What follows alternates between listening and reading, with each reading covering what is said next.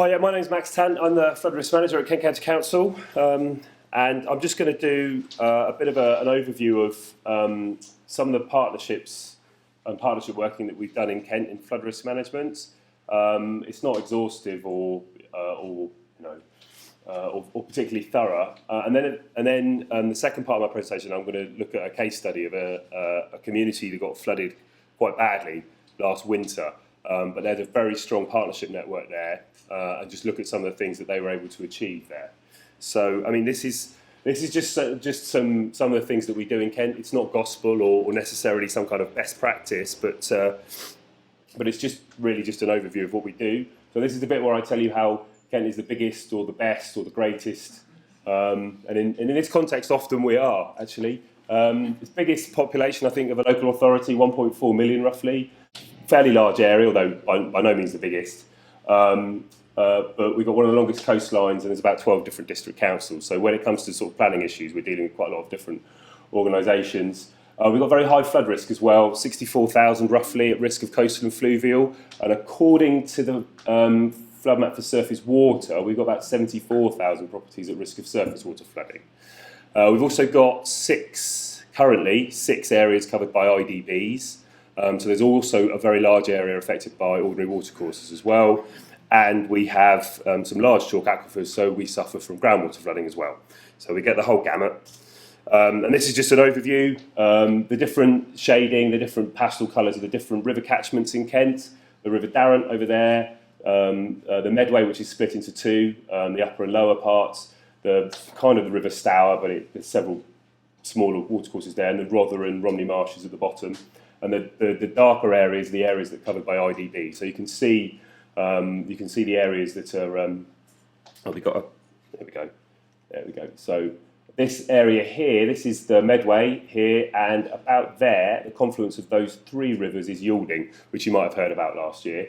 And later on, the area I'm talking about is this. I'm going to talk about this watercourse here later.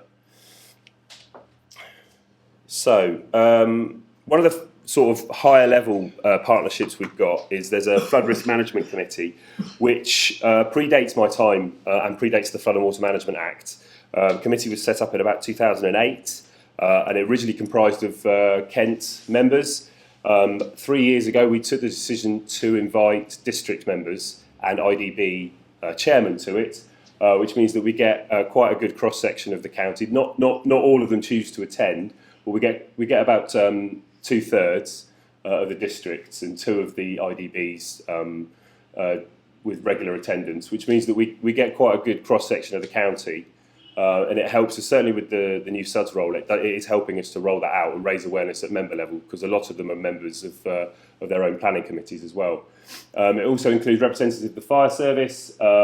There's a representative of the parish councils in Kent, and we also have links with the Resilience Forum, which has recently been established. So that's quite high level, but then it tends to talk about very high level things. So we talk about, for instance, the new consultee role and the local strategy, quite high level stuff. It's rare that we get into specifics, although with site visits we can do that, but that makes it a lot harder to get very much attendance. There are a number of other groups that we have in Kent as well. We try not, originally when I started at Kent, I didn't really want to start setting up lots of groups to talk about flooding, where there were existing groups that would do just as good a job. And one that we work with quite a lot are the Kent planning officers. They have there's a main group and then there are 2 subgroups. And certainly we've worked a lot with the development control officers group with the rollout of SUDS. And that is one of the ways we've been pushing that and working on our own standards for doing that and rolling out to them. Another one we work with a lot is the East Kent Engineering Partnership, which is a group of the 5 easternmost districts who all are coastal authorities. So they all have a flood risk. They're all flood risk management authorities in their own right, and they have set up a private. Sort of a partnership where they set themselves up as consultants, and they do work for a lot of other authorities, including authorities outside of Kent. but they meet regularly, and so that's a good way into the flood risk management community in that part of Kent. So I work a lot with them as well. Outside of those districts, though, unfortunately, we don't have a lot of flood professionals at district level. There's only 2 others, really, where there would be someone who you would regard as a drainage engineer or anyone in flood risk. And then really, with the rest of them, we tend to be talking to planners if we want to deal with them directly. So it does mean that there is a kind of an east-west split quite often in Kent with the sort of the level of feedback that we get with the districts. And obviously, in the Resilience Forum, that was only set up about 18 months ago, the Resilience Forum, where we previously our emergency planning role was done largely in-house, but then we've collaborated with the police and the fire brigade, and we've set up a joint Resilience Forum. So there's quite a lot of workshops around that, which obviously we engage in as well when it comes to resilience and emergency planning work. One of the areas where we do a lot of partnership work is in surface water management plans. We've done, it says that we've undertaken over 20. When I was writing this, I actually counted. I think we're getting on for 24 surface water management plans, which seems ridiculous. But anyway, each one of them has a partnership of some kind. As you can see, the areas these are the areas that they cover. The light blue ones here tend to cover an entire district. They're incredibly high level. They're quite small studies, almost exclusively desk-based. No modelling was undertaken for these larger ones. But all of them, and the smaller dark ones, these are more localised, and they all include hydraulic modelling of the sewer network and local water courses. But for all of them, the big ones and for the small ones, there is some form of partnership. And this is one of the ways for us to engage with local communities at a certain level. For the larger ones, it tended to be just the district council and the internal drainage board, along with the water company and the environment agency that we would be engaging with. With the smaller ones, generally we would try and engage with someone from the local community. Now, it was often the town or parish council that we would engage with, and in most of those cases, that was who it was. But in some, unfortunately, we weren't even able to get that up in Dartford. We ended up only with the district council being engaged, which was a shame. We weren't able to get any local representative who felt that flooding was a significant issue that they felt they could talk with authoritatively, or who represented a significant area with a flood risk issue. Canterbury was another one we didn't do it, but that was for slightly different reasons. That's partly because we were doing it purely as a mapping exercise, not really as a sort of a problem-solving exercise.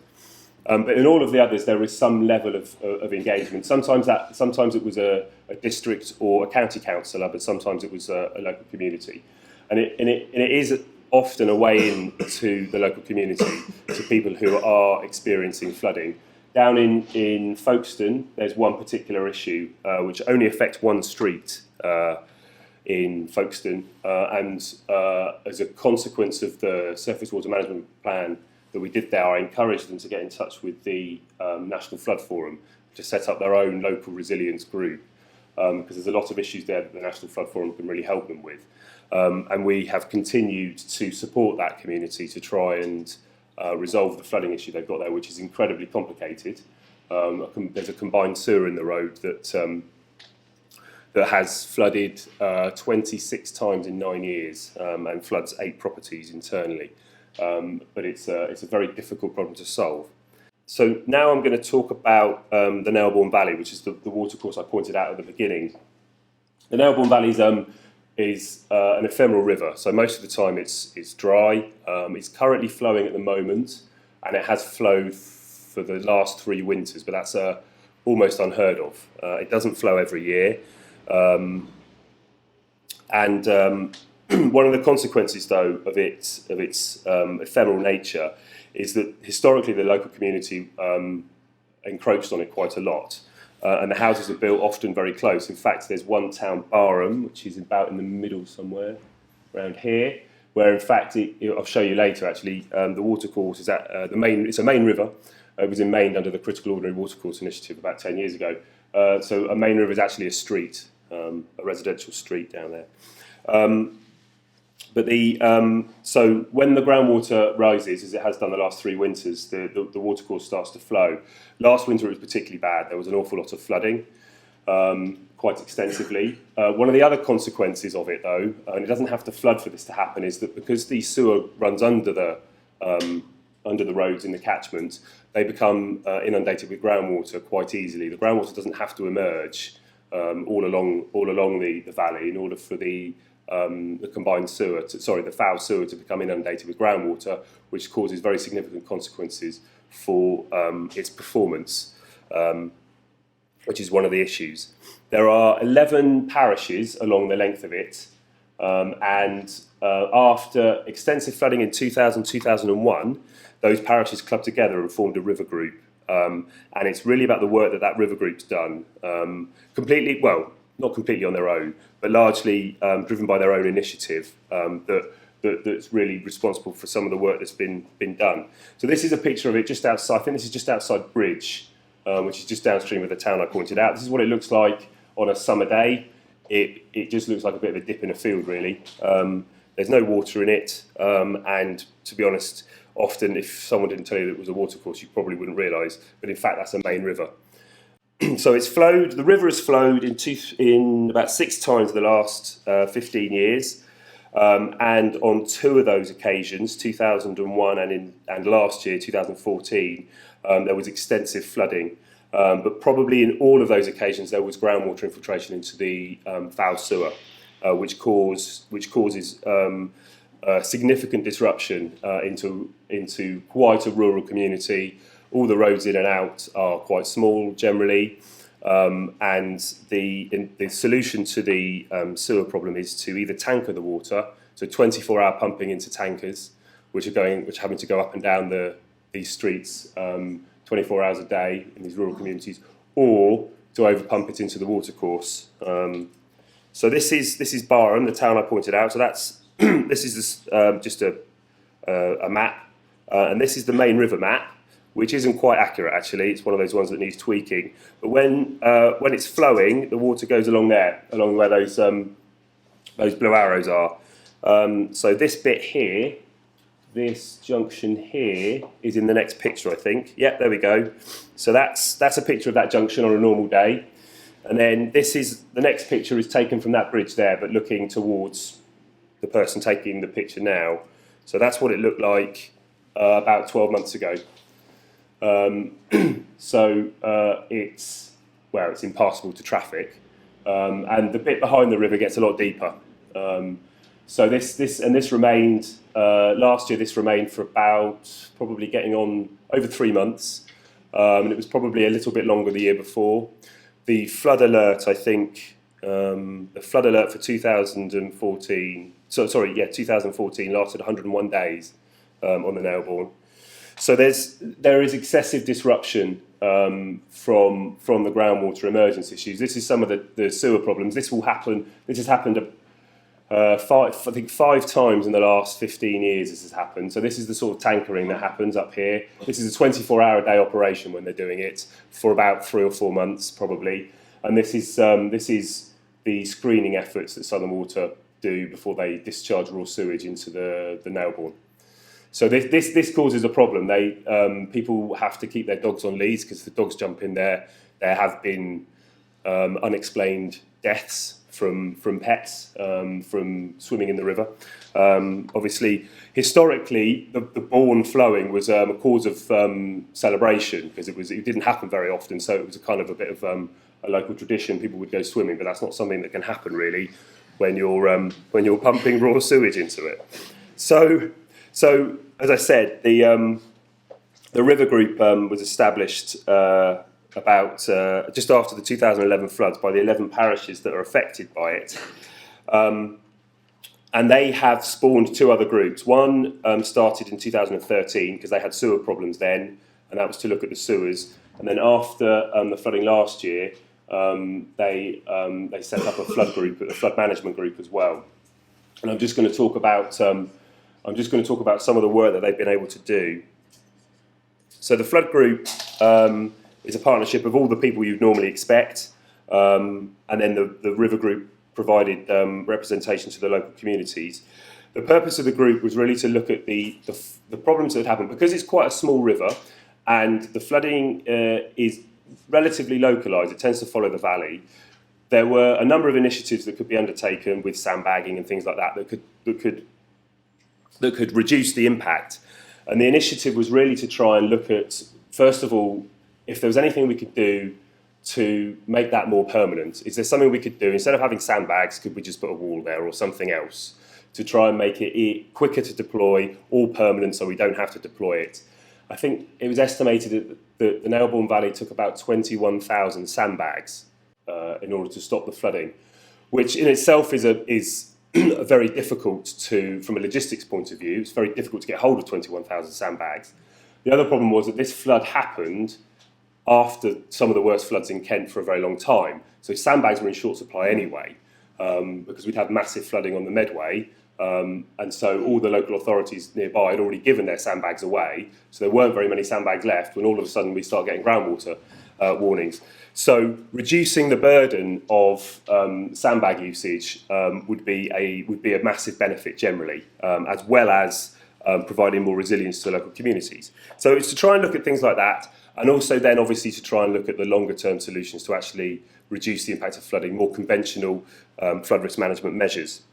And obviously, as with all partnerships of this nature, communication is the key. Obviously, the people who are affected, the communities want to know that something's happening, they want to know that it's affected, and they want to know who they can talk to make sure that their voice is being heard. So that was also one of the key objectives of the group. So one of the things that they did was draw up these plans. These are plans of all where the sandbags have to go. So instead of having to make it up on the hoof when you go out there, well, let's put a wall here. This is just a log of where all the sandbags need to go, and then it's linked to a spreadsheet that tells you how many are required there, and then where you can find them locally. So that was one simple thing that they did. We also drew up measures of short and long term measures. So the short term ones are the ones we were going to try and get done before this winter. The winter just gone, and then the medium term ones were the ones which required either more money than we could source in that time frame, or more planning, i.e. modelling or planning permission perhaps, or just weren't feasible to be done in that short space of time, which is what we're looking at now. And we came up with a total list of 55 measures, 22 short-term measures and 33 medium-term measures to deliver. So to date, we've decided we've stopped delivering the short-term measures now. The government's recovery grant funded over £400,000 worth of repairs, which tended to be damaged flood bunds and things like that. Unfortunately, due to the very strict nature of that fund, we weren't able to get very much extra out of it. There were a few areas where we just wanted to go a bit higher or maybe a bit longer, but it was very strictly administered and we weren't able to do that. But there was an additional grant, the strengthening grant, and we were able to get £175,000 out of that in order to make some improvements. And then the local authorities involved were able to raise another £110,000 to get a few bits and pieces done, including a very significant contribution from one of the parishes that was badly affected as well. So these are some of the pictures. This is one of the bunds that went in, and this is a floodgate. This is one of the ones that we funded separately. So this is literally just the other side of that flood bund we just saw. Last year it looked like that. Now it looks like that. So that means we haven't got those sandbags to find, but also these boards are stored on site. There's a lock just up against that wall there. So they're easy to deploy. They can be deployed in about an hour with 2 men, as opposed to having to find and then build this sandbag wall. So this saves a lot of hassle. It also looks neater, which is appreciated. But it just makes things a little bit more joined up. Without the work of the group, this wall wouldn't have, that road closure wouldn't have been possible. We would have still had had to have the sandbag wall because the government's grant wouldn't have paid for that. So that was one of the things that the group was able to achieve, which wouldn't have happened ordinarily. This is another thing, this is back to Barham, which is where I showed you the road. The previous picture was stood on this bridge looking up here. Instead of having, there was about, I think estimates vary between 3,000 and 5,000 sandbags were used along this road. Instead, now some of the money that we collected was used to buy demountable flood defences, which are earmarked purely for this street, which means it saves a huge amount of sandbags, and also it can be deployed very, very quickly. That went up in less than a day. And that was something else that the group was able to achieve. So the medium-term work funding's been bid for again over £400,000 in order to deliver some of the smaller works, and then a further £220,000 for modelling and feasibility studies.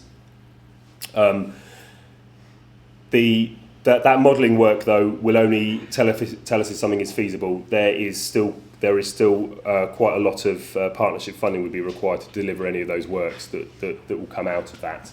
And that is something that the group is now wrestling with. So this is just on the sewer improvements. This is the other group. Trying to reduce the impact of groundwater on the foul sewer. The Southern Water have instigated an infiltration reduction plan in order to stop the groundwater from getting into the sewer. So basically it's sealing joints, fixing leaking pipes, and getting rid of root ingress, that kind of thing. And they delivered that. They were delivering it leading up to last winter's floods. They hadn't quite finished it, unfortunately. And obviously, with the extensive flooding, it didn't really have much impact because even if the water wasn't able to get into the sewer directly, it was able to get in through all the manholes because it was flooding the roads on top. So it's not really going to have any benefit in floods like that. But this year, the water level is, I think it's getting on for 5 metres higher than it was 2 years ago, and yet they've only had to tanker in one location as opposed to across the entire catchment.